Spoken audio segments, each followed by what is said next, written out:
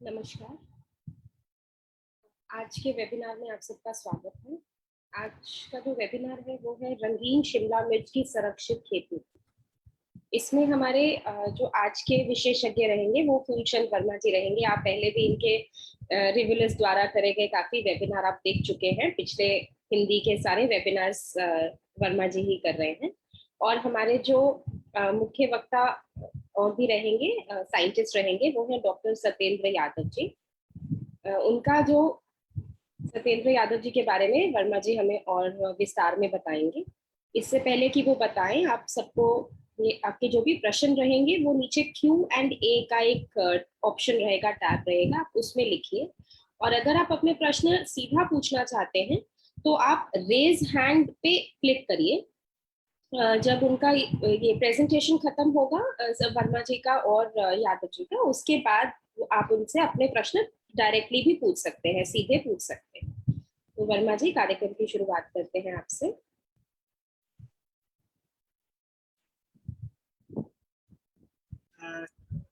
Thank you Shruti ma'am. सभी किसान भाइयों का नमस्कार, वेलकम, स्वागत।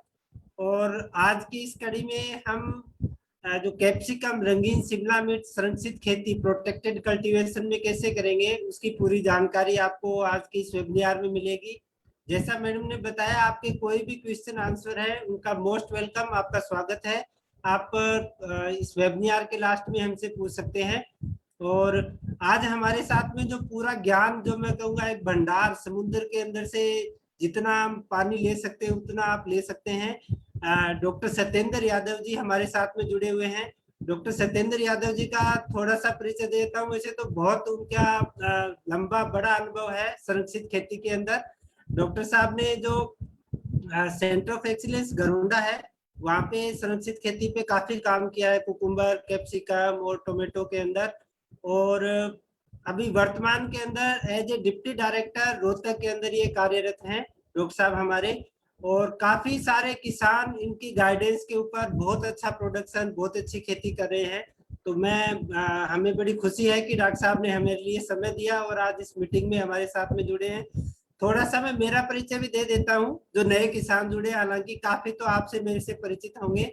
मेरा नाम फूलचंद वर्मा है और मैं as a senior agronomist Rivulis irrigation India में नॉर्थ इंडिया के लिए कार्यरत हूँ। मेरा लगभग 22 साल का अनुभव है, जिसमें मैंने रिसर्च, पेस्टिसाइड और पिछले 13 सालों से मैं स्पेशली ड्रिप इरिगेशन की इंडस्ट्रीज में ही कार्यरत हूँ। और अभी जिस प्लेटफॉर्म से आज हम सब जुड़े हुए हैं, रिवुलिस इरिगेशन, उसके बारे में मैं आपको थोड़ा सा परिचय दे देता हूँ।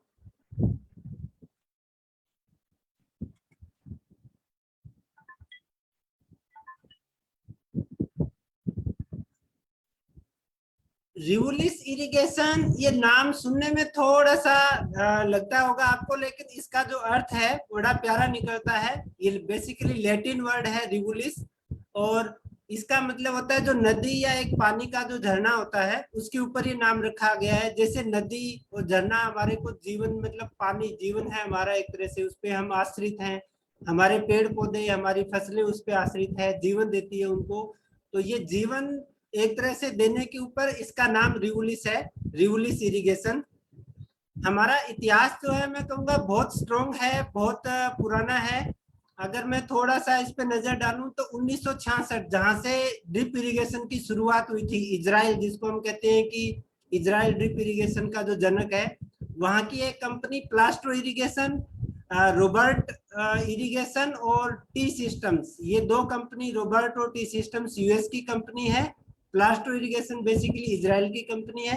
तो इन तीन कंपनियों को मिला के जॉन डियर जो ट्रैक्टर आता है, उन्होंने 2006 के अंदर इन तीन कंपनियों का मर्जर करके as a John Deere water इन्होंने अलग से डिवीजन बनाया था। तो 2006 से लेके वर्ल्ड वाइड 2014 तक ये as a John Deere water division रहा। 2014 में इसका नाम रिवलिस इरिगेशन हो गया। 2014 से आज 2021 तक हमने बहुत अच्छी जर्नी मैं कहूँगा तय की है हमने। 2015 में जो जय हिंद इंडस्ट्रीज हैं इंडिया के, वो हमारे साथ में जुड़े हैं।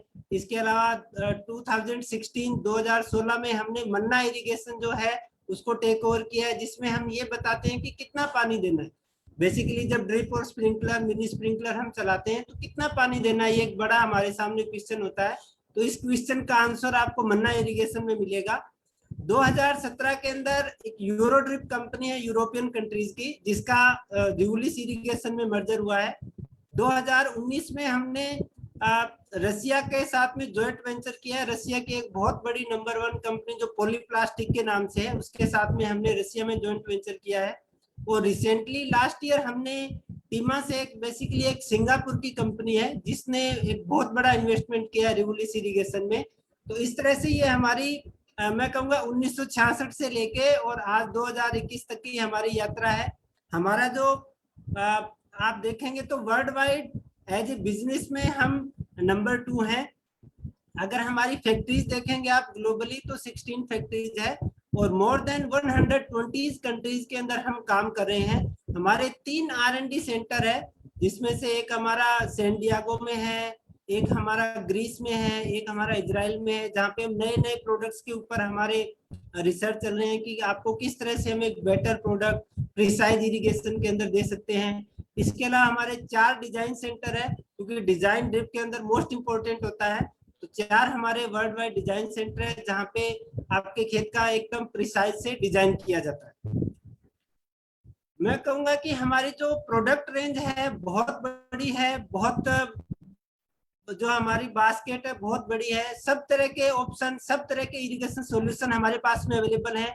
इसमें ऑनलाइन ड्रिपर्स है, इसमें पीसी नॉन पीसी है। इसके अलावा पीसी के अंदर पीसी पीसीएनडी है। पीसीएनडी यानी नोड रेंज जो हाई एंड जो हम हाई वैल्यू क्रॉप करते हैं उसके लिए एनडी प्रोडक्ट है। इसी तरह से इन लाइन के अंदर हमारे पास में थिन वॉल ड्रिप लाइन्स है, मीडियम और हैवी जो कि हमारा जो सब्सिडी के अंदर आता है, और पीसी ड्रिप लाइन्स है जिसमें पीसी है, एंटी साइफन एएस है और पीसीएनडी। इस तरह के हाई एंड प्रोडक्ट हमारे पास में अवेलेबल है। ये आप जो देख रहे हैं ये थिन वॉल ड्रिप लाइन्स के अंदर है, ये नॉन पीसी के अंदर अवेलेबल है सारी की सारी। ये जो आप देख रहे हैं ये medium to heavy range mostly जो आप सभी किसान भाई यूज कर रहे हैं वो इसी के अंदर आती है। इसके अंदर हमारे जो 2 प्रोडक्ट है, एक हाइड्रोगोल और D2000, ये बहुत ही फेमस प्रोडक्ट है वर्ल्ड वाइड। हाइड्रोगोल तो सेम जैसे टूथपेस्ट, कोलगेट जैसे टूथपेस्ट है, उसी तरह से ये हाइड्रोगोल मतलब बहुत ज्यादा फेमस है राउंड ड्रिपर के अंदर। और D2000 जो हमारा प्रोडक्ट है ये हाईली क्लॉगिंग रेजिस्टेंस है, वर्ल्ड का सबसे ज्यादा इसमें क्लॉगिंग रेजिस्टेंस है, यानी जल्दी से ये चोक नहीं होता है। फ्लैट ड्रिप लाइन के अंदर ये हमारे पास में अवेलेबल है और आप सभी किसान भाई इसको यूज भी कर रहे हैं। ये हमारे पास में प्रेशर कंपनसेटेड ड्रिप लाइन्स की रेंज है, बहुत बड़ी रेंज है। जैसे मैंने कहा इसमें भी हमारे पास में फ्लैट ड्रिपर और राउंड ड्रिपर दोनों के अंदर अवेलेबल है। ये ऑनलाइन ड्रिपर्स, जैसे हम अगर हमको बाग लगाना है और चार लगाना है उसके लिए हमारे पास में जो रेंज है पूरी नॉन पीसी और पीसी प्रोडक्ट्स की रेंज है। इसके अलावा स्प्रिंकलर्स और जेट जो हम नर्सरी और पॉली हाउस ग्रीन हाउस के अंदर यूज करते हैं उसकी हमारे पास में पूरी रेंज है। इसी तरह से फिल्टर्स की हमारे पास में पूरी रेंज है, क्योंकि पानी फिल्टर होके फिजिकल इम्प्योरिटीज को दूर करने के लिए, फिजिकल जो पानी को फिल्ट्रेशन के लिए पूरी फिल्टर रेंज हमारे पास में मैनुअल से लेके ऑटोमेटिक फिल्ट्रेशन सब तरह के अवेलेबल हैं। इसी तरह से जो हमारे सिस्टम के कंपोनेंट, सेफ्टी इक्विपमेंट्स, मेटल जो हाइड्रोलिक वाल्व्स लगते हैं, इसके अलावा जो एसेसरीज लगती है वो पूरी रेंज हमारे पास में अवेलेबल है। और इसी के साथ में ये बाकी पार्ट हम बाद में लेंगे।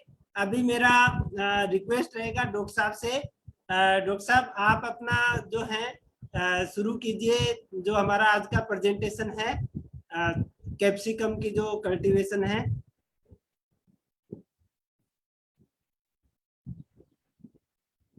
डॉक्टर साहब जरा स्लाइड शो लगा देता हूँ एक बार। स्लाइड शो आ गया डॉक्टर साहब, विजिबल है? नहीं सर, आपका स्क्रीन शेयर नहीं हुआ सर अभी। ओके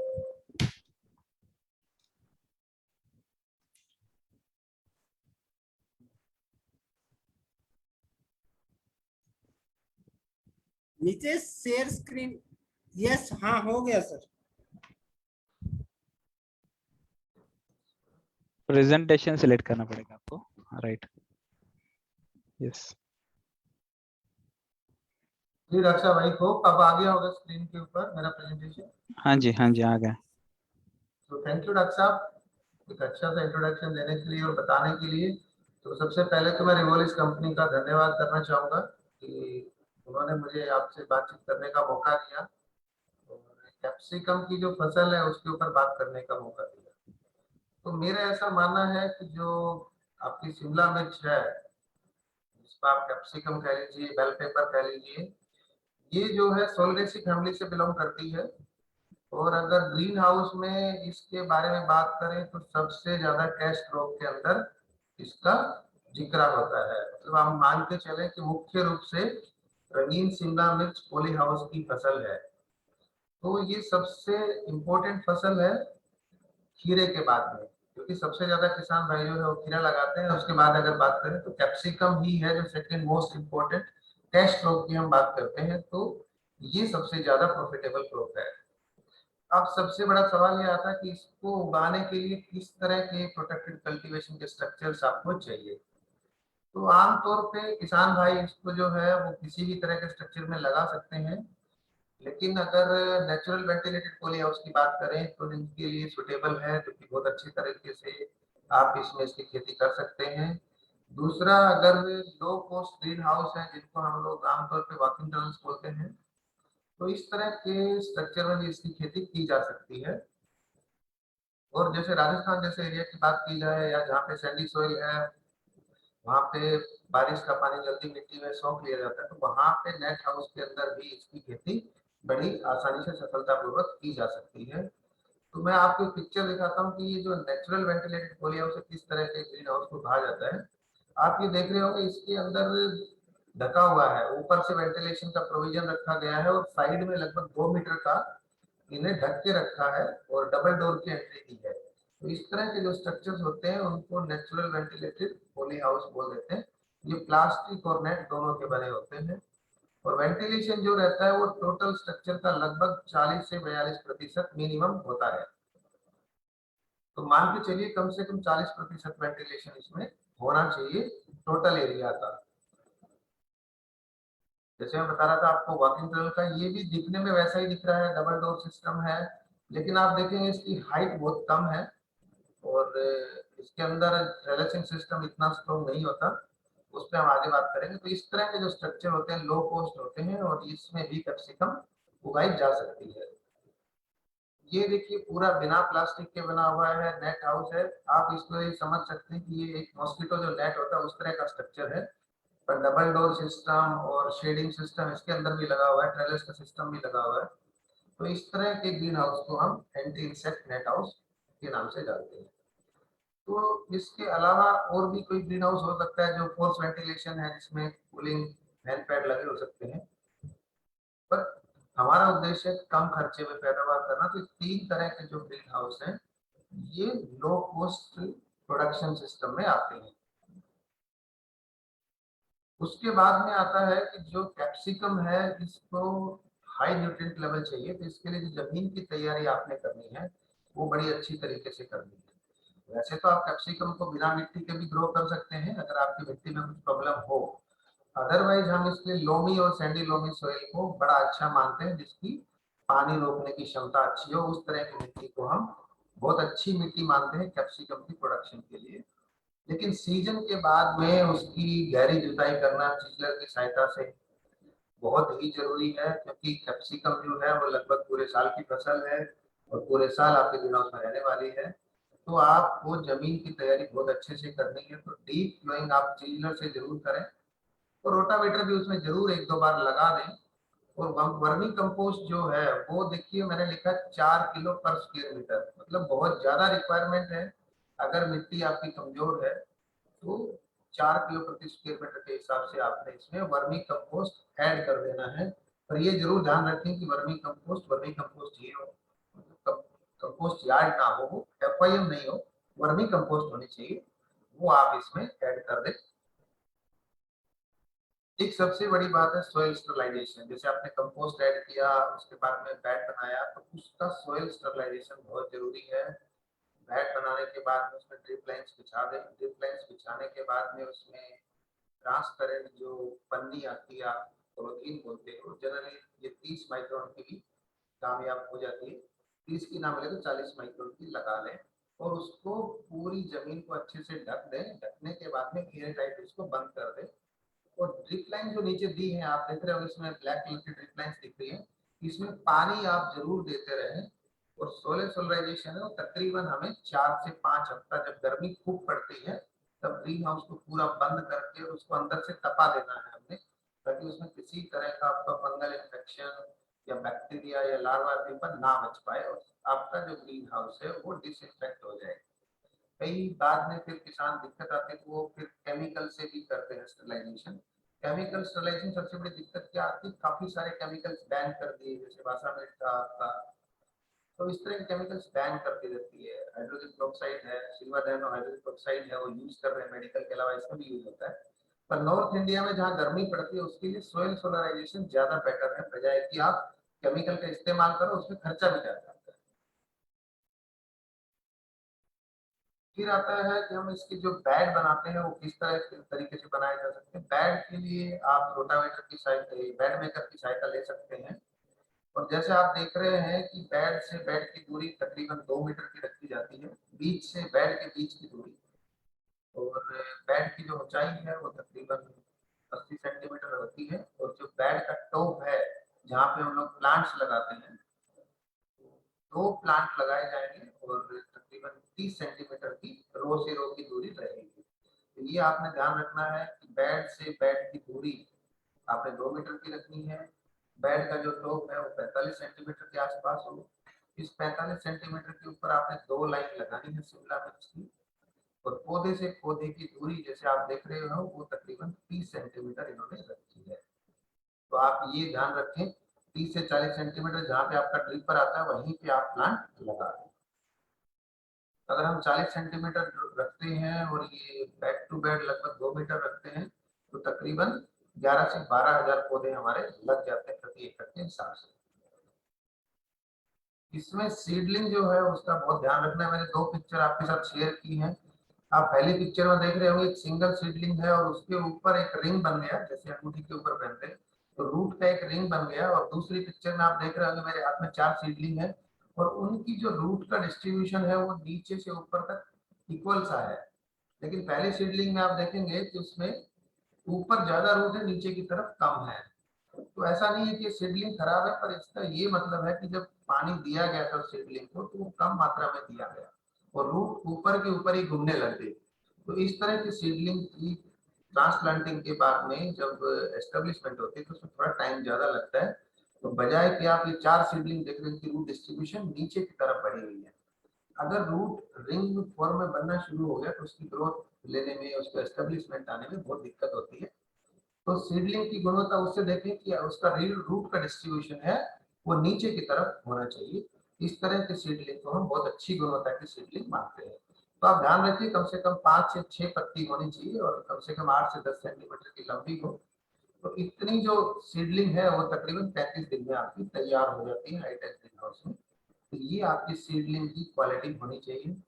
सीडलिंग का जो स्टेम है वो काफी स्टडी होना चाहिए, ऐसा ना हो कि वो लैंकी हो और आप लगाते वक्त उसको बैंड हो जाए, टूटने का डर है। तो आप ध्यान रखें सीडलिंग लैंकी ना हो, जो उसका रूट जो स्टेम है वो स्टेम रोबुस्ट हो, किसी तरह का पत्तों पे पीलापन ना हो जैसा आप देख रहे हो सीडलिंग में, किसी तरह का उसमें लीफ माइनर का या किसी इंसेक्ट का अटैक ना दिखाई दे। क्योंकि इंसेक्ट अगर पेस्ट डिजीज है सीडलिंग पे, तो यंग स्टेज पे अगर कोई दिक्कत आ जाती है पौधे को, तो वो लगभग पैदावार देने में आपको कम सक्षम रहती है। और आप देख रहे होंगे नीचे कोटिलिडन लीफ, जो 2 पत्ते सबसे पहले वाले खुल रहे हैं, इन चारों सीडलिंग में लगे हुए हैं। अगर ये पत्ते सीडलिंग से गिर जाते हैं तो इसका मतलब ये है कि आपकी सीडलिंग को ग्रीन हाउस के अंदर किसी तरह का स्ट्रेस मिला था। हो सकता है उस टाइम जब आप खरीदे तो स्ट्रेस ना हो, लेकिन ये आप ध्यान रखें कि कोटिलिडन लीफ सीडलिंग के साथ भी अटैच हो। अगर ये लीफ गिर जाते हैं तो आप मान के चलिए 5 से 10% पैदावार आपकी उसी दिन कम हो जाती है जब सीडलिंग पे स्ट्रेस आया होता है। बात आती है फर्टिगेशन शेड्यूल की, ये सबसे टिपिकल है, फिर भी आप इसको देख लें कि अलग अलग स्टेज का डिफाइन किया हुआ है इन जनरल, कि प्लांटिंग से लेके और फर्स्ट ट्रस्ट जब फूल आता है उस पे, तो उस टाइम तक हमने 2 तरह के खाद का कॉम्बिनेशन देना है, एक 19-19 का देना और एक 00-50 का। ये प्रति एकड़ के हिसाब से बनाया है कि हम 200 ग्राम तो उसको 00-50 देंगे और 2.5 किलो प्रति इरिगेशन के हिसाब से। खेत में जितनी बार भी पानी देंगे उतनी बार आप खाद देंगे। मान लीजिए हफ्ते में 2 बार आप पानी दे रहे हैं तो 2 बार ही आपने खाद देना है। तो ये जो फर्टिगेशन डोज है, इसको आप लिख के भी रखने चाहे तो ये आपने सिर्फ प्लांटिंग से लेके और पहला फूल आने तक देना है। उसके बाद क्या कर देना है, जैसे ही पहला आपका आ गया ट्रस, उससे लेके पहली पिकिंग तक आपने 3 तरह के खाद का इस्तेमाल करना है ड्रिप की सहायता से, जिसमें 00-50 है और यूरिया है और 19-19 है। तो इसमें मैंने डोज लिखी है कि 00-50 है वो 2 किलो जाएगा और यूरिया आपका लगभग 900 ग्राम जाएगा और 19-19 400 ग्राम। ये भी आपका प्रति इरिगेशन के हिसाब से है, प्रति एकड़ के हिसाब से डिजाइन किया गया है। इसके बाद पहली जो तुड़ाई होती है उससे शुरू करके और सीजन के एंड तक आपको फिर यही 3 खाद का इस्तेमाल करना है, लेकिन डोज जो है वो बदल जाएगी। 19-19 जो है वो 4 किलो के लिए 4.5 किलो चला जाएगा और यूरिया जो 200 ग्राम था वो 2 किलो हो जाएगा और 00-50 आपका सेम रहेगा। इसके अलावा आपने माइक्रो एलिमेंट में एक देना है मल्टीप्लेक्स के नाम से 3 ml, वो 15 दिन के इंटरवल पे फोलियर स्प्रे में देना है माइक्रो एलिमेंट्स के अलावा। और कैल्शियम और जो मैग्नीशियम है आपका, वो भी आपने 500-500 ग्राम 15-15 दिन के इंटरवल पे देना है। ये फर्टिगेशन शेड्यूल थोड़ा नोट कर ले, याद रखना बड़ा मुश्किल हो जाएगा। इसके अलावा एक और आप ध्यान रखना, कई बार ऐसे खाद हम गलती से दे देते हैं जैसे कैल्शियम और आयरन एक साथ कर देते हैं, तो इन दोनों खाद की कंपेटेबिलिटी कुछ ऐसी है कि वो एक दूसरे के लिए ज्यादा अच्छे फ्रेंडली नहीं है। जैसे अगर आपने कैल्शियम दिया तो आयरन जो है वो डेफिशिएंट हो जाता है, अनअवेलेबल हो जाता है प्लांट के लिए, तो ये थोड़ा सा ध्यान रखना है। तो एंटीगोस्टिक कई सारे फर्टिलाइजर्स होते हैं, उसका ध्यान रखना। एक होता है सिनर्जिस्टिक इफेक्ट, उनकी कंपेटेबिलिटी अच्छी रहती है, जैसे मोलिब्डेनम और नाइट्रोजन। जब आप नाइट्रोजन देते हैं तो मोलिब्डेनम माइक्रो एलिमेंट है, वो प्लांट को इजीली अवेलेबल हो जाता है। तो इस बात का हमने ध्यान रखना है कि कौन सा खाद दे रहे हैं, जरूर इसको समझ लें। और आप जब भी खाद दें इरिगेशन एक्सपर्ट से पूछ के दें कि ये खाद क्या मैं मिला सकता हूँ, तो खाद की जो कंपेटेबिलिटी वो जरूर जान लें एग्रोनॉमिस्ट से या आप इरिगेशन मैनेजर से। पीएच का भी बड़ा न्यूट्रिएंट्स में बड़ा वो अहम योगदान है। कई बार हम क्या कहते हैं कि देखते जी मेरी फसल को माइक्रो एलिमेंट्स अवेलेबल नहीं हो पा रहे, तो यहाँ पे आप देखो मैंने ग्रीन जोन दिखाया है, मतलब जनरली हम मान रहे हैं कि पीएच जो है अगर वो 5 से नीचे चली जाती है या 8 से ऊपर चली जाती है, तो काफी सारे जो हमारे एलिमेंट्स है माइक्रो एलिमेंट्स, आयरन है, मैग्नीज है, बोरोन है, नहीं बोरोन है, कॉपर है, जिंक है, तो ये जो है इनकी अवेलेबिलिटी काफी कम हो जाती है। तो हमें इस बात का ध्यान रखना है कि हमारी पीएच कितनी है, तो हो सकता है हमारे माइक्रो एलिमेंट्स की डेफिशिएंसी हो जाए। तो आप इस बात को जरूर ध्यान में रखें और एग्रोनॉमिस्ट से जरूर संपर्क करते रहें और आप कोशिश करें कि जो पीएच है वो हमारी न्यूट्रल रहे, 8 से ऊपर ना जा पाए, तो कोशिश करें आप 7.5 से ऊपर ना जा पाए, जा रही है तो उसको जरूर आप देख लें और अलग से आप माइक्रो एलिमेंट्स का फोलियर स्प्रे देते रहें। कैप्सिकम के अंदर एक और भी समस्या आती है, कैप्सिकम को ग्रो करने के लिए 3-4 सिस्टम है और 2-3 तरह की कैप्सिकम आती है। कैप्सिकम में डिटर्मिनेट वैरायटी आती है, वो झाड़ की तरह बढ़ती है और हर नोड पे फूल देती है और बहुत शॉर्ट टाइम के लिए आती है।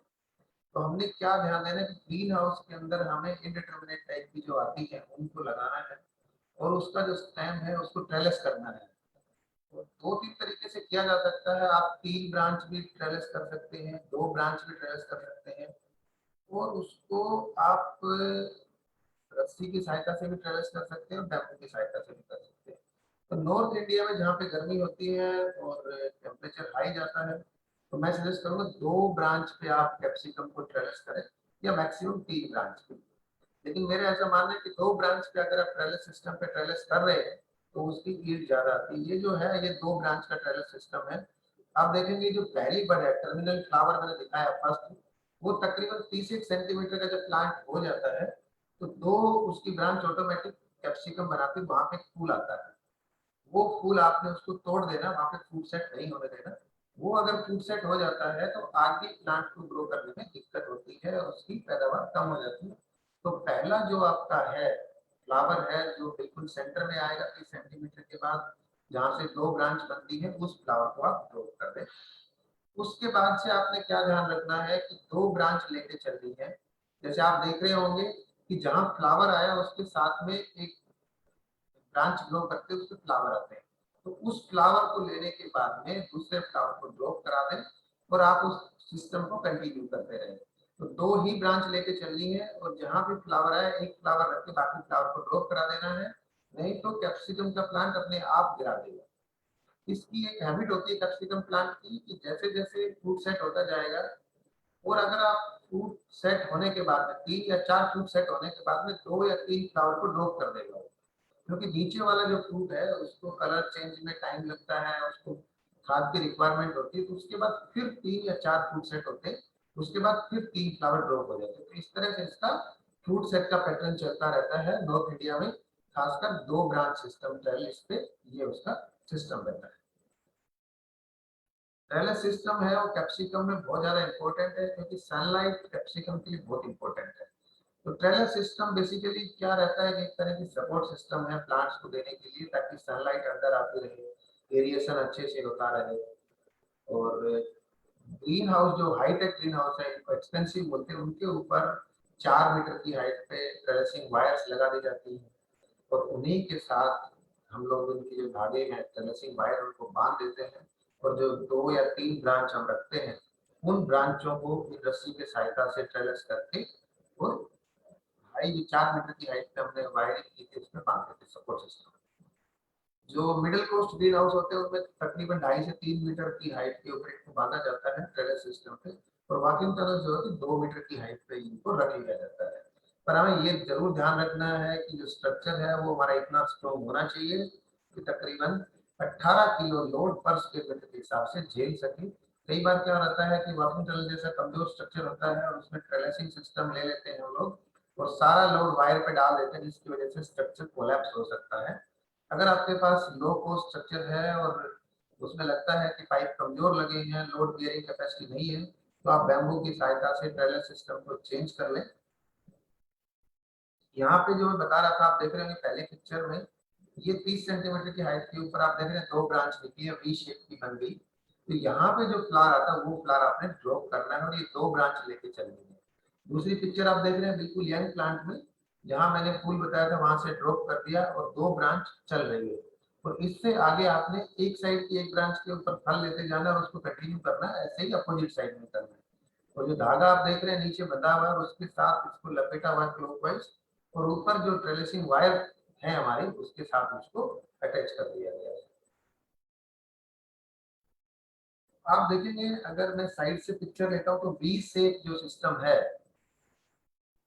ये जो वी शेप का जो सिस्टम है हमने, इसमें देखिए नीचे जो है वो कैप्सिकम का प्लांट और ऊपर से वी शेप है यहाँ से, ताकि ऊपर से सनलाइट आ जाए, और नीचे से जो प्लांट हमने बांधे हुए हैं वो नैरो है तो वी शेप में है। नीचे प्लांट जो लगे वो 30 सेंटीमीटर पे है और ऊपर जाके जो धागे जा रहे हैं वो तकरीबन जाके हमारे 90 सेंटीमीटर के ऊपर हो जाते हैं। इस तरह के ग्रीन हाउस जब बनाएंगे तो हम उसमें धूप जो है वो पूरी लाइन के अंदर भी आएगी और साइडों में भी आती रहेगी। ये आप वायर देख रहे हैं, वायर के बीच में डॉक्टर साहब ने लूप दे दिया ताकि अगर कभी हमें लगे कि वायर छोटा पड़ रहा है तो इस लूप को खोला जा सकता है और धागे को लंबा किया जा सकता है। और ऊपर जो आप वायर देख रहे हैं जिससे बंधे हुए इसको ट्रेलिसिंग सपोर्ट वायर बोलते हैं। तो इस तरह से हमने प्लांट्स को सपोर्ट देके रखना है ट्रेलिसिंग सिस्टम में। तो इसका जो मेन जो फायदा हुआ ट्रेलिसिंग का, एक तो ऑप्टिमल स्पेस, सारे प्लांट को बराबर बराबर स्पेस मिलेगा, सबको बराबर सनलाइट मिलेगी और सारे प्लांट्स को बेटर एरिएशन मिलेगी और काम करना काफी आसान हो जाएगा, क्योंकि इसमें प्रूनिंग भी करनी पड़ती है, रेगुलर प्रूनिंग, तो क्वालिटी बेटर हो जाएगी और एफिशिएंसी, वर्कर्स की एफिशिएंसी बढ़ जाएगी, क्योंकि इसमें प्रूनिंग करते हैं लोग नहीं होते, तो हर प्लांट के पास वर्कर को जाना पड़ता है। तो खास करके कैप्सिकम में ट्रेलिसिंग सिस्टम का बहुत ज्यादा इंपॉर्टेंट रोल है। यहाँ पे आप देख रहे हैं 2 ब्रांच कितनी सुंदर तरीके से ट्रेन की हुई है, और आप देखो एक फ्रूट लेने के बाद में वहां से उसको कट कर दिया गया, तो दोनों ब्रांच के ऊपर आप पैटर्न ले रहे हैं। देखिए 4 फ्रूट आने के बाद में ऊपर जो फ्लावर खिला है, ये फ्लावर कुछ दिन के बाद में गिर जाता है, फिर उसके बाद में दूसरा भी गिर जाता है, फिर दूसरा फ्लश आता है, तो फ्लश में चलता रहता है ये। तो ये आपका ग्रो कब तक करता रहेगा, जब तक इसको टेम्परेचर 38, 32 ऐसा मिलता रहेगा। तो जैसा जैसा जहाँ क्लाइमेट रहेगा, लेकिन इसका जो बेस्ट आइडियल टेम्परेचर है वो 28 से 32 के बीच में रहता है। उसके बाद में पोलन्स बनने बंद हो जाते हैं या ट्रांसफर होने बंद हो जाते हैं, तो दिक्कत आनी शुरू हो जाती है। ये इसका ट्रेडिशन का सिस्टम का तरीका है। फिर जो कलर चेंज का तरीका बताया था मैंने आपको, काफी दिन के बाद ये कलर चेंज करना शुरू करती है। पहले सारे फ्रूट्स ग्रीन कलर के आते हैं, उसके बाद में पूरा साइज रिटेक्ट करता है। कई बार आपने देखा होगा कि 3 या 4 लोगों के कैप्सिकम होते हैं, उसकी जेनेटिक्स पर डिपेंड करता है कि कैप्सिकम के 4 लोग हैं या 3 लोग हैं। जनरली ऐसा मानना है कि जो 4 लोग के कैप्सिकम होते हैं उसके अंदर जो सीड्स होते हैं वो अच्छी तरह यूनिफॉर्म डिस्ट्रीब्यूट होते हैं, वजन भी ज्यादा रहता है और मेनली ज्यादा स्वीट होती है, बजाय के 3 लोग के। पर उससे कोई ज्यादा फर्क नहीं पड़ने वाला प्रोडक्शन पे। तो आप उसका वेट करें जब तक कलर चेंज ना हो जाए। पूरा फ्रूट साइज होने के तकरीबन 20 दिन के बाद में कलर चेंज हो जाता है। लेकिन ये आपने ध्यान रखना है कि हार्वेस्टिंग पूरा कलर चेंज करवा के ना करें। तो चिली भी हमने लगा रखी थी, चिली भी लगा सकते हैं, पर आप कैप्सिकम की बात करेंगे। पर पेपरिका और चिली जो है वो भी आप इसमें ग्रो कर सकते हैं, पर उसमें प्रूनिंग आपको करने की जरूरत नहीं है। पेपरिका में आप प्रूनिंग कर सकते हैं, पर चिलीज में नहीं करने की जरूरत है। अब इसके अंदर जो आती है वो समस्याएं आती है 2-3 तरह की। सबसे पहले एंटोमोलॉजी की दिक्कत आती है, कीड़े मकोड़े की। अब आमतौर पे हम लोग इंसेक्ट कह देते हैं, फिर पेस्ट भी कई बार टर्मिनोलॉजी में आ जाता है, लेकिन सारे इंसेक्ट पेस्ट नहीं होते। कुछ इंसेक्ट बेनिफिशियल भी होते हैं, सारे हार्मफुल नहीं होते। तो किसान को पहचानना पड़ेगा, स्काउटिंग सीखना पड़ेगा कि कौन सा इंसेक्ट पेस्ट है और इंसेक्ट पेस्ट कब बनता है, वो उसको देखना पड़ेगा। उसके लिए उसको हर दिन जाके अपने ग्रीन हाउस में पॉपुलेशन चेक करनी पड़ेगी, कीड़ों की पॉपुलेशन पर प्लांट कितनी है, और उनका ईटीएल लेवल आपको याद रखना पड़ेगा। कितने कीड़े अगर मेरे प्लांट पे हैं तो मुझे स्प्रे करना पड़ेगा। तो आपको साथ में एग्रोनॉमिस्ट के साथ साथ में एक एंटोमोलॉजिस्ट, एक पैथोलॉजिस्ट की भी जरूरत पड़ेगी, तो उसके भी आप कॉन्टेक्ट में रहें। क्या रहता है कि जो इंसेक्ट की पॉपुलेशन होती है वो इंसेक्ट कब डैमेज करता है वो उस पर डिपेंड करता है। एक लेवल होता है इक्विलिब्रियम लेवल, इंसेक्ट का इक्विलिब्रियम लेवल। अगर आपको ईटीएल पता है तो आपको ये पता रहेगा कि मान लीजिए मेरे खेत में 2 व्हाइट फ्लाई है, तो मैं स्प्रे करूं कि ना करूं। हो सकता है मैं स्प्रे करने जाऊं तो मुझको मारने से ज्यादा खर्चा हो जाएगा, मुझे इकोनॉमिक्स नहीं मिलेगी, तो मुझे उस स्टेज पे स्प्रे नहीं करना, क्योंकि बेनिफिशियल इंसेक्ट है वो उसको खा लेता है, मार देता है। फिर एक लेवल आता है ईटीएल लेवल, उसको बोलते हैं इकोनॉमिक थ्रेशोल्ड लेवल। अगर वो लेवल पहुंच जाता है, आपके पास स्काउटिंग का डाटा है, तो फिर आपको इमीडिएटली स्प्रे करना है कि इतनी पॉपुलेशन आ गई। व्हाइट फ्लाई की पॉपुलेशन मान लीजिए पर लीफ 3 ईटीएल है, तो अगर 3 लीफ मुझे पर लीफ 3 मिलती है और 5 लीफ देता हूँ मुझे 15 मिल गई, तो मुझे डिसाइड करना कि आज मुझे स्प्रे करना। अगर मैंने स्प्रे नहीं किया तो मेरी कैप्सिकम को नुकसान हो सकता है। वो जो लेवल है उसको ईटीएल लेवल बोलते हैं। एक होता है EIL, इंजरी लेवल। उसके बाद में क्या रहता है कि फिर प्लांट को नुकसान होना शुरू हो जाता है और आपको घाटा होना शुरू हो जाता है उस दिन से।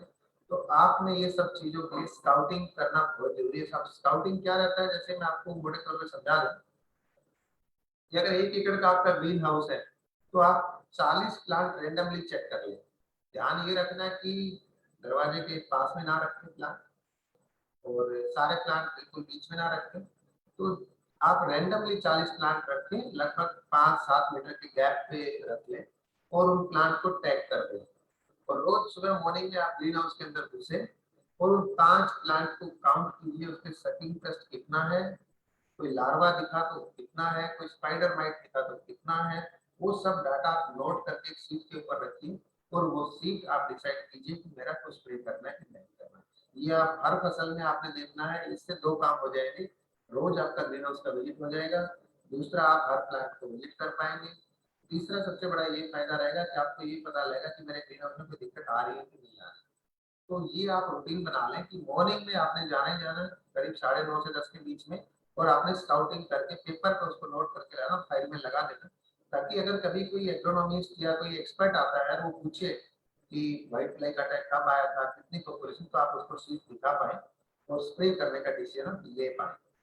तो अगर आप ऐसा काम करते तो आपकी ग्रोथ काफी हेल्दी रहेगी। ये जो पिक्चर है ये हमने सीवी गरोला में ली थी उस टाइम पे, नेचुरल वेंटिलेटेड ग्रीन हाउस की पिक्चर्स है हमारी। तो जो रिकॉर्ड करना है वो आपने सेटिंगपेस्ट की फैमिली को, जरा कीड़े हैं, लेपिडोप्टेरस फैमिली को जो काट के खाते हैं, और डिजीज में आपने वायरस को काउंट करके रखना है, फंगस को भी काउंट करके रखना है, डिजीज को भी आपने साथ में रखना है अगर कुछ पौधे के ऊपर आपको दिखाई देती है। ये सब चीजें आप अपने रिकॉर्ड करके रखें ताकि हमारे पास रिकॉर्ड कीपिंग जरूरी है। अब अदर जो समस्याएं आती है कैप्सिकम में, वो आपने अभी पिक्चर में देखा था कितनी अच्छी कैप्सिकम थी, कितनी सुंदर लग रही थी। यहाँ पे आप देख रहे हैं कैप्सिकम वो वायरस का इन्फेक्शन हो गया, और वो देखिए ऊपर के जो ग्रोइंग पॉइंट है वो उसका बिल्कुल इकट्ठा हो गया, ऐसा लग रहा है कि इसका ग्रो कर पाना मुश्किल है। वायरस प्लांट को मारते तो नहीं है पर अनइकोनॉमिक बना देते हैं कि वो आपके काम की वजह से प्रोडक्शन नहीं दे पाते। तो ये जो है ये कई बार सीडलिंग से भी आ जाते हैं, या कई बार जहाँ टोमेटो की या ब्रिंजल की मतलब सेम फैमिली की जो आप सीडलिंग ग्रो करते हैं वहां से भी आ जाती है।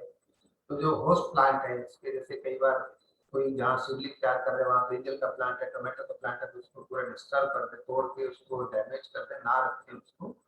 तो ये आप बिल्कुल ध्यान रखें, क्रॉप को आइसोलेशन में रखें, अगर कहीं है तो सीडलिंग्स को मिक्स ना होने दें इस फैमिली के साथ में। और इसके जो है आपको इस वायरस में अगर आ जाता है तो इसको ये ध्यान रखें प्रूनिंग करते वक्त आपकी कैंची इस प्लांट को कट करने के बाद अगले पे ना जाए, और इस प्लांट को निकाल के अच्छे से इसको डिस्पोज ऑफ कर दें। और अगर आया है तो बिल्कुल कैंची को भी आप स्टरलाइज करके रखें। तो ये फैलने का डर रहता है, और इसका जो कैरियर है इंसेक्ट जो वेक्टर होता है वायरस का, उसकी आप बिल्कुल रोकथाम रखें। अगर वायरस आपके ग्रीन हाउस में है तो इंतजार ना करें कि भाई पीटीएल लेवल पे व्हाइट फ्लाई या इसका कैरियर नहीं गया वेक्टर, तो तुरंत आप उसको स्प्रे करके उसको खत्म कर दें ताकि उसका ना जा पाए। आजकल कुछ वैरायटीज भी आ गई जो रेजिस्टेंट है वायरस के प्रति, उन वैरायटीज का आप जरूर इस्तेमाल करें, तो वो भी एक ऑप्शन हो सकता है।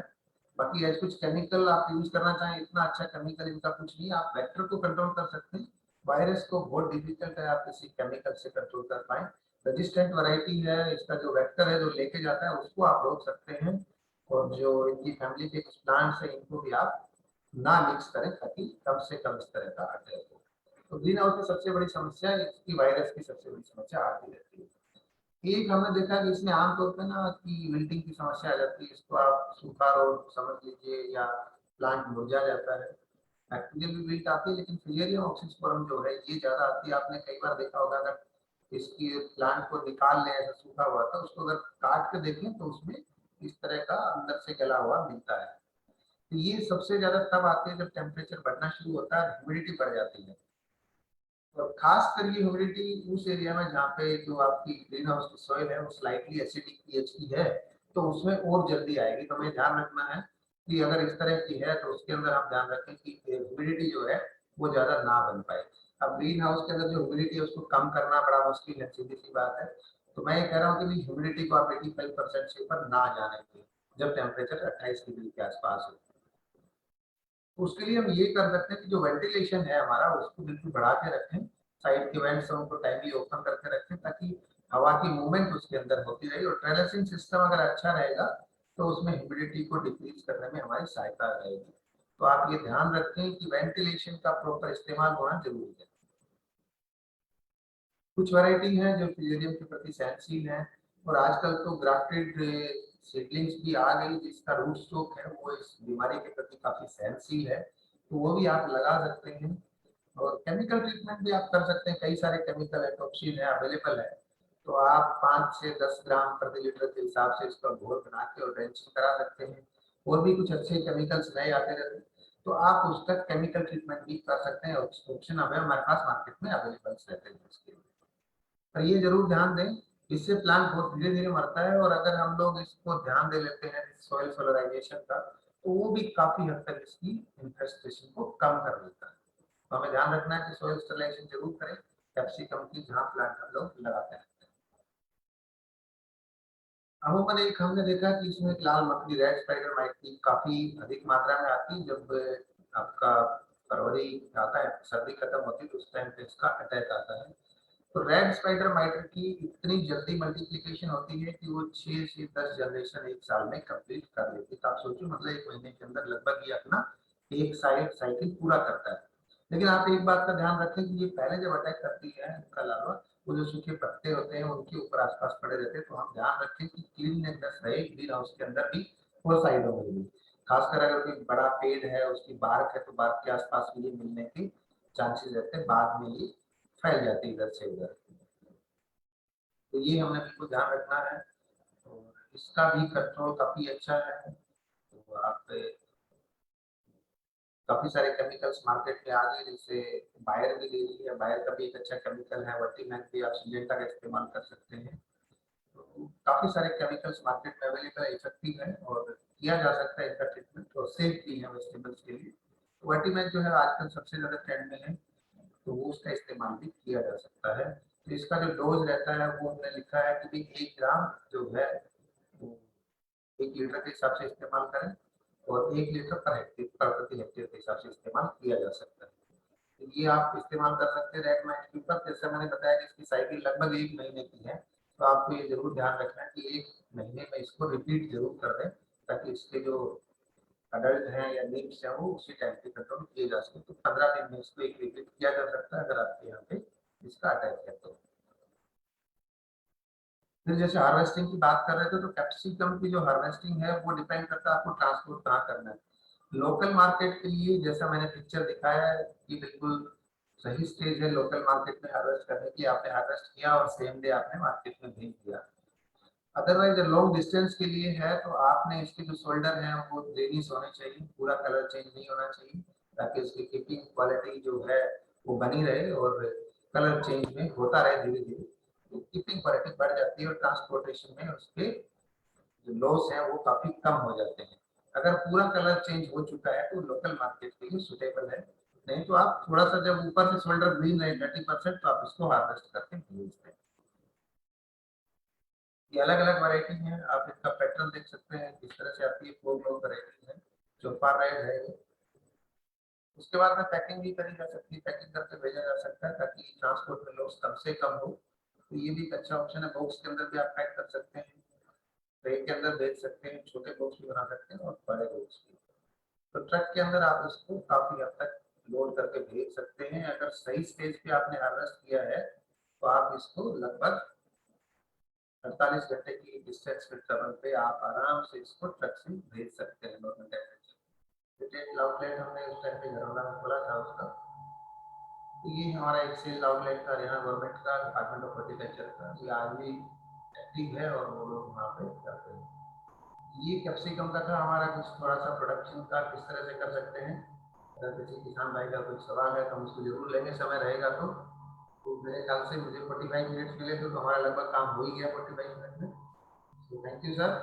अब मैं रिक्वेस्ट करूँगा डॉक्टर फूलचंद जी से कि वो दोबारा से आए। अच्छा, थैंक यू सर।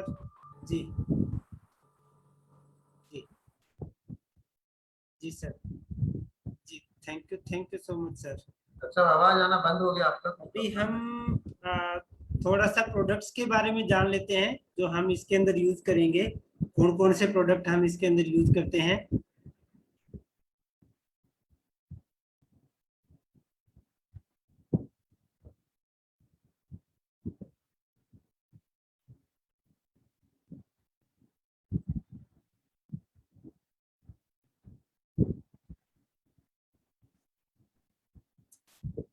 तो drip irrigation product, drip irrigation जो है, मैं ये कहूंगा कि ये एक तरह से दिल है हमारी जो प्रोटेक्टेड कल्टीवेशन हम करते हैं। तो इस दिल को आपको बड़े संभाल के रखना है और इस दिल का मजबूत होना बहुत जरूरी है।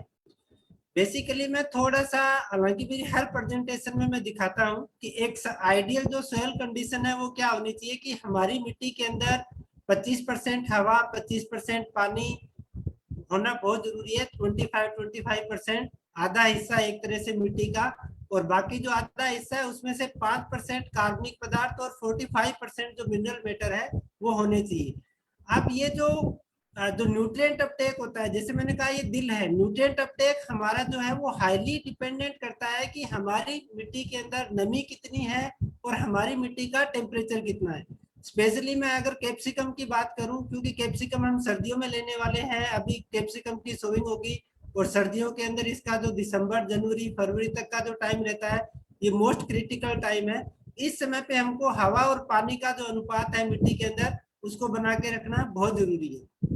तो इसी रिलेशन में जो हमारे प्रोडक्ट्स आ रहे हैं, मैं सिर्फ आपको यहाँ पे जो हाईटेक एग्रीकल्चर जो ग्रीन हाउस के अंदर प्रोडक्ट यूज होने वाले हैं उन्हीं के बारे में बात कर रहा हूँ। इसके अंदर हमारे हाइड्रो पीसी और पीसीएनडी जो प्रोडक्ट है वो आते हैं। मैं पीसीएनडी इसके अंदर रिकमेंड करता हूँ। एनडी मतलब नो ड्रेन। नो ड्रेन का मतलब है कि जैसा आप यहाँ पे इस स्लाइड में भी देख रहे हैं, 12 mm के अंदर 1.2 मीटर इसका सीलिंग प्रेशर होता है और 16 mm के अंदर इसका 1 मीटर सीलिंग प्रेशर है। सीलिंग प्रेशर का मतलब है कि ये प्रेशर आने के ऊपर इस ड्रिप लाइन के अंदर से पानी टपकना बंद हो जाता है। तो जैसा मैंने कहा, क्योंकि हम सर्दियों के अंदर ये फसल ले रहे हैं, तो ऐसे समय में हमारा जो इसके अंदर प्रिसाइज हमको 5 मिनट पल्स इरिगेशन करनी पड़ती है। तो ये जो पीसीएनडी नो ड्रेन ड्रिप लाइन होती है ये हमेशा पानी से भरी हुई रहती है। तो आप 5 मिनट के लिए चाहें तो भी आप इरिगेशन कर सकते हैं।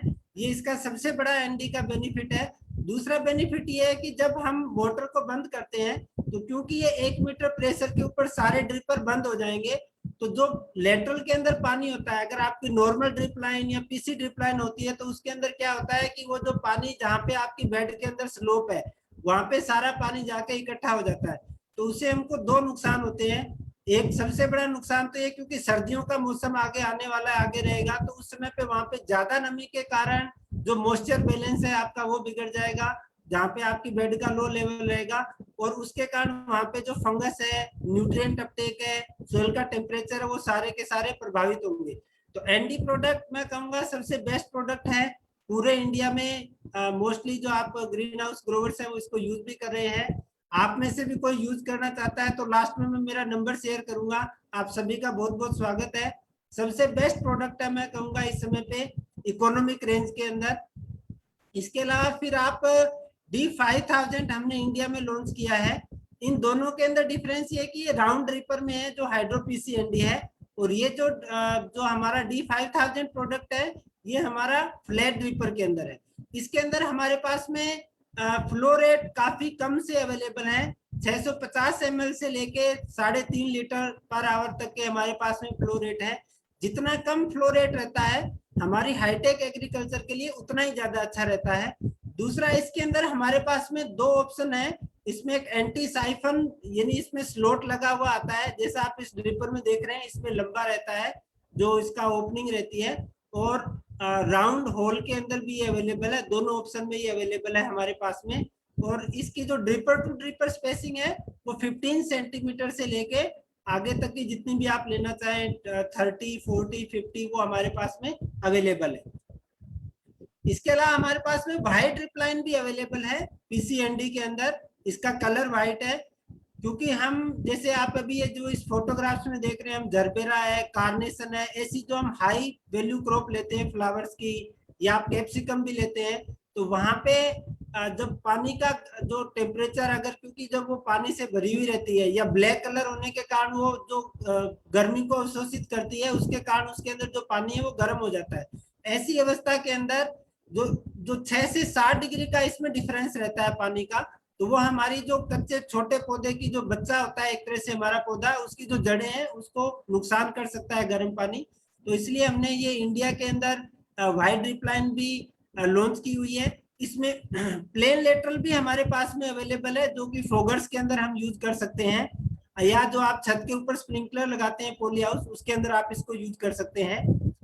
फोगर्स की हमारे पास में बड़ा अच्छा फोगर है, FLF के नाम से हमारा फोगर आता है। मैं कहूंगा कि पूरी इंडस्ट्री में जो हमारे फोगर का जो ड्रॉपलेट साइज है वो 70 माइक्रोन है, यानी सबसे छोटा ड्रॉपलेट साइज है।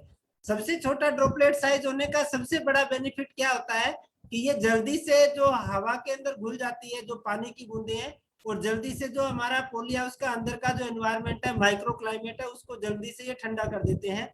तो इस तरह का ये जो FLF फोगर है ये हमारे पास में अवेलेबल है। इसके अंदर 2.5 kg प्रेशर और 4 kg प्रेशर, दो प्रेशर के ऊपर ये हमारे पास में जो एंटी लीक है उसके अंदर ये अवेलेबल है।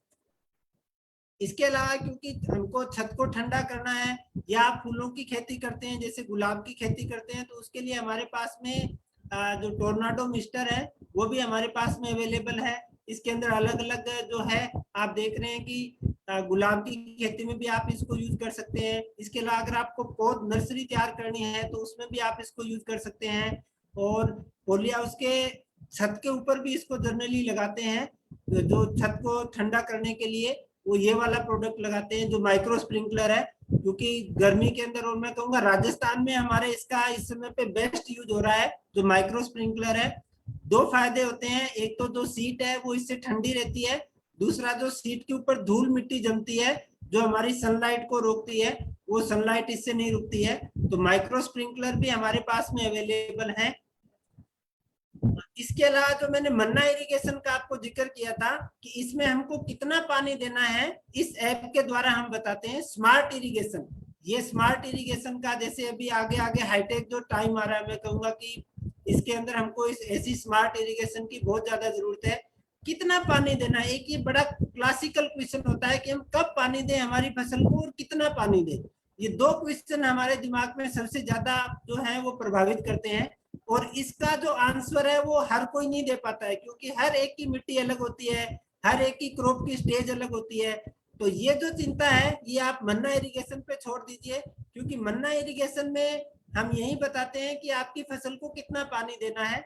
ये एक सैटेलाइट बेस्ड जो ऐप है, इसके अंदर हम आपके फील्ड का जो है वो जो जियो टैगिंग करते हैं, क्योंकि सैटेलाइट को कैसे पता लगेगा हमारा खेत कहाँ पे है। तो आपके खेत की इसमें जियो टैगिंग होती है, एल्टीट्यूड लेटीट्यूड आते हैं।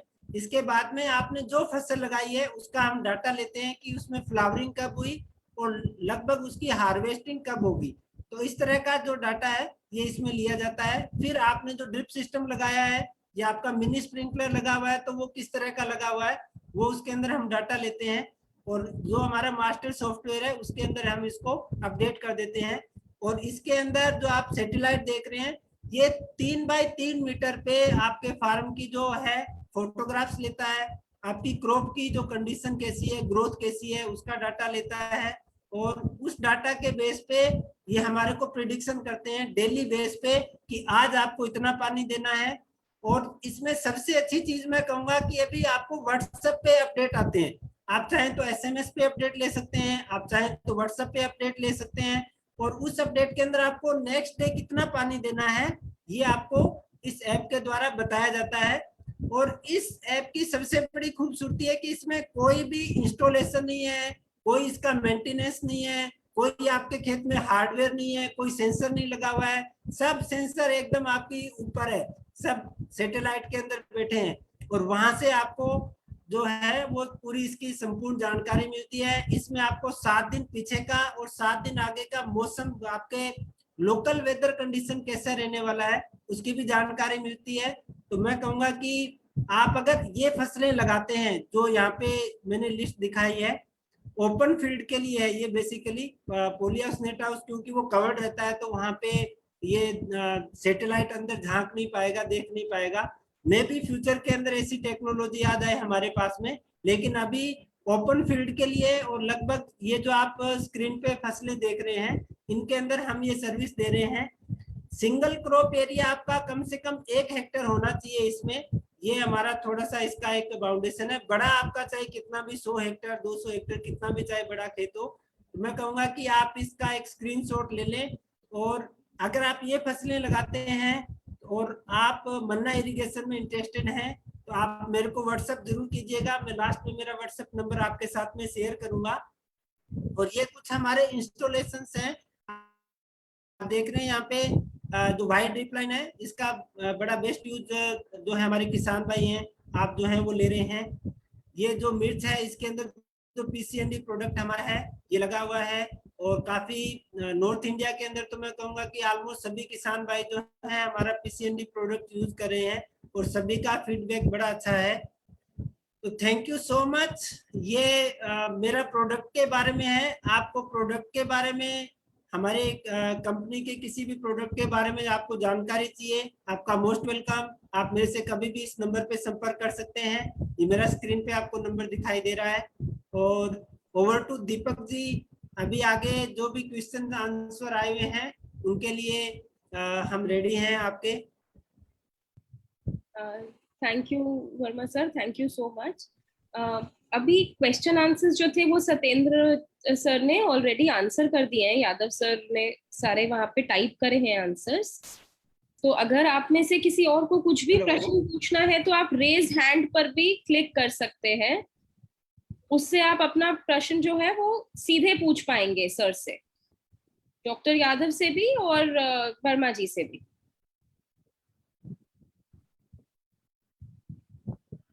चतर सर, आपने अनम्यूट किया है तो आपका प्रश्न पूछ सकते हैं आप, लेकिन पूछते वक्त आपका गांव बता दीजिए, कहाँ से बात कर रहे हैं आप। चतर सर।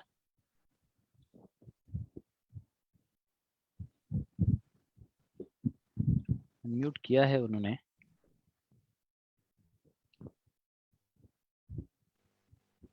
तब तक हम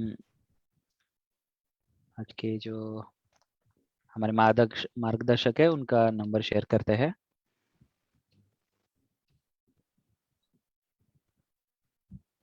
जो लोग हमसे फेसबुक के माध्यम से जुड़े हैं उनसे निवेदन है कि किसान ऐप डाउनलोड कर लीजिए।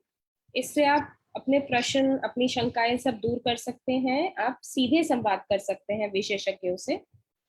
किसान ऐप डाउनलोड कर लीजिए। श्रुति जी, कोई प्रश्न नहीं है अभी।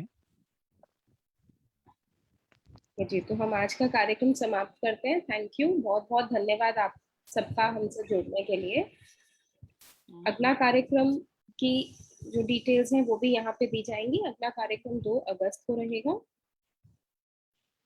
अगला कार्यक्रम जो है वो मराठी में रहेगा। उसका विषय है डाळिंब पीक व्यवस्थापन आणि रिव्ह्यूल्यूस सूक्ष्म सिंचन तंत्रज्ञानाचे फायदे। याचे इनके जो मार्गदर्शक है वो है डॉक्टर मिलिंद जोशी, और रिव्ह्यूल्यूस की तरफ से रहेंगे श्री शिवराज लोनार सर। ये रहेगा 2 अगस्त को शाम 6 बजे। तो जरूर जुड़िएगा किसान ऐप के माध्यम से। धन्यवाद।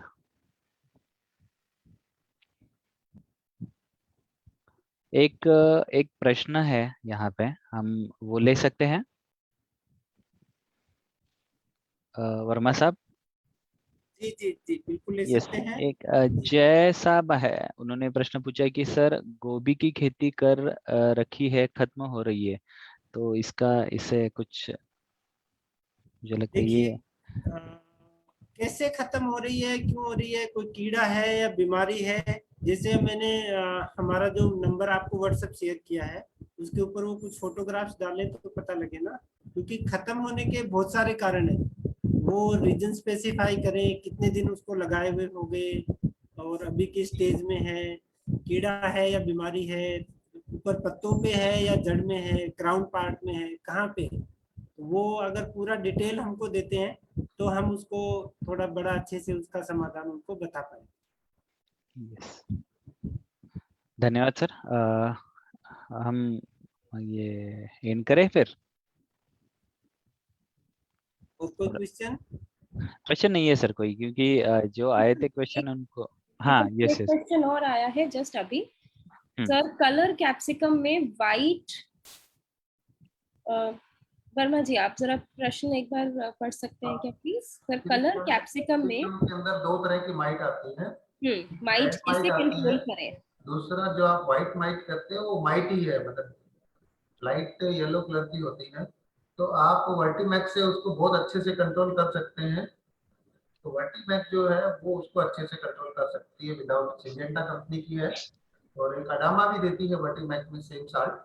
तो दोनों में से किसी भी कंपनी का आप 1 1 ml पर लीटर के हिसाब से 2 बार स्प्रे कर दें 15 दिन के इंटरवल पे। ये जो माइट है ये कंट्रोल आपकी हो जाएगी, लेकिन इसमें ध्यान ये रखना कि जो नोजल आपने इस्तेमाल करनी है वो आपने राउंड नोजल इस्तेमाल करनी है और जिसका फुहारा जो है बारीक आता है, ताकि उसकी मिस्ट जो है वो पत्तों के दोनों तरफ लग पाए। ठीक है जी, धन्यवाद। अच्छे, धन्यवाद doctor Satyendra Yadav ji and doctor Phoolchand Verma ji. आज के कार्यक्रम समाप्त करते हैं, धन्यवाद। एक minute ma'am, just sir. Yes sir. Doctor साहब है डॉक्टर साहब है। हाँ जी सर बताइए।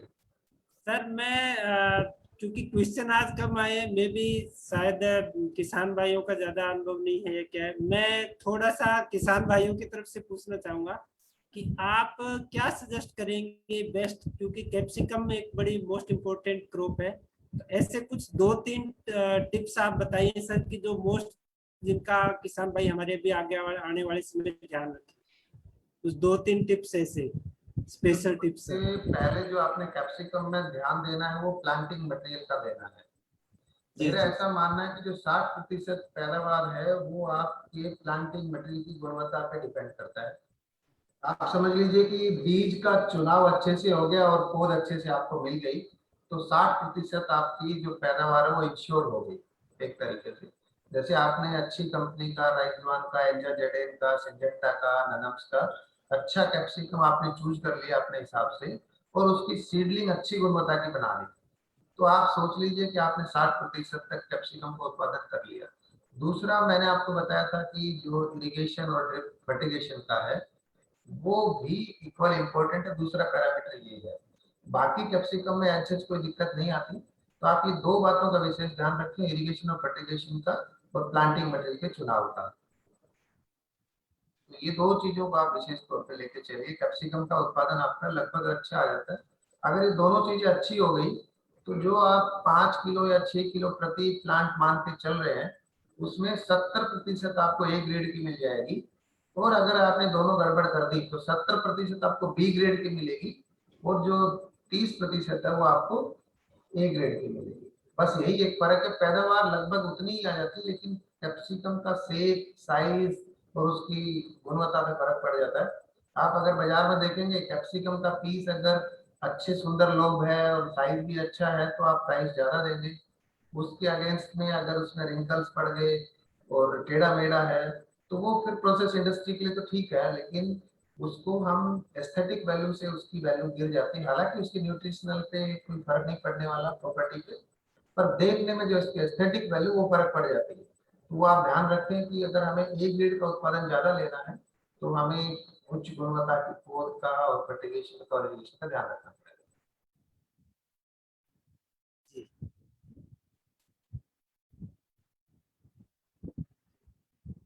Thank you sir. और कोई क्वेश्चन मैम?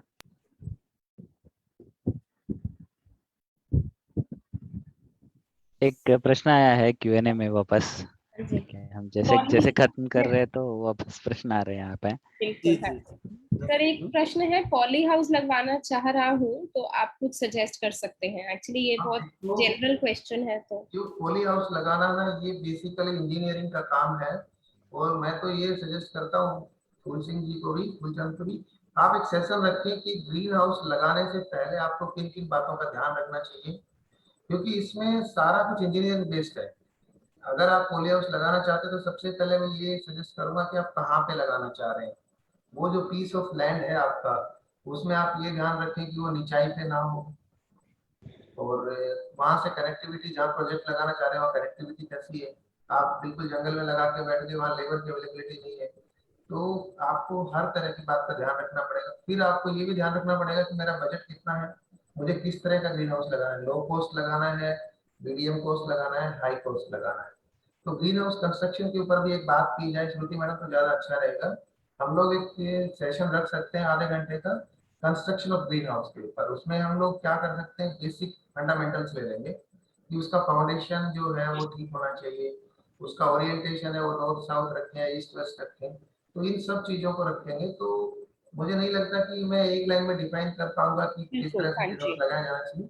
सही पर बात है सर। आप एक अच्छी कंपनी का चुनाव करें, वो आपको पूरा सर्वे करेगी और आप डिपार्टमेंट के बिल्कुल कांटेक्ट में रहें, रिवोलिस के कांटेक्ट में रहें कि मुझे ये ग्रीन हाउस का डिजाइन है।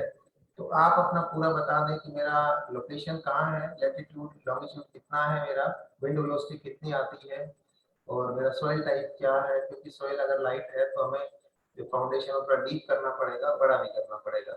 तो वो सब बातों को ध्यान में रख के वी कैन सजेस्ट कि आप किस तरह का एक पॉली हाउस अपने लिए लगा सकते हैं। जी बिल्कुल। सो यहाँ पे नंबर्स दिए जा रहे हैं वर्मा जी का भी एंड डॉक्टर साहब का भी। आप उनको बाद में भी संपर्क कर सकते हैं और आपकी कुछ भी प्रश्न रहेंगे उनसे टाइम लेके आप उनसे कनेक्ट कर सकते हैं। धन्यवाद। Thank you sir.